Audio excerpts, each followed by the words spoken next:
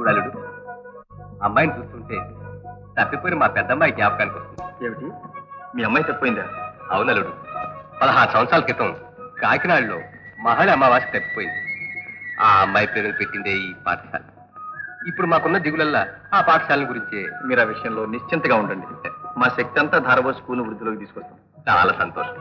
ఏమమ్మా? చెప్పారు కదా. అబ్బా, ఇప్పుడు నా మనసు తృప్తిపడింది. అవునమ్మాయి, మీ నాన్నగారి పేరు? పాల్. పాలా? గోపాలం అంటే అనపర్తి గోపాలం గారు. అరే, నా పేరేనే. చాలా దగ్గరికి వచ్చామన్నమాట. కులం? నిజం చెప్పాల్సి వస్తే వాళ్ళ కులాల్లో అంత పట్టింపు లేదులేండి. చాలా కాలం రంగుల్లో ఉన్నారు. కలప, బియ్యం, పెద్ద వ్యాపారం అంతా ఒకటిదే, ఏమీ లేదు. ఇప్పుడేం లేదనుకోండి, అంతా బర్మా యుద్ధంలో పోయింది. పాపం బాగా దెబ్బతిన్నారనమాట.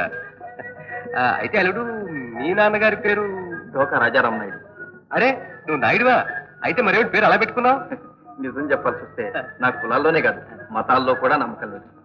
నాకు అంతే. నాకు తగిన పంతులు దొరికావు.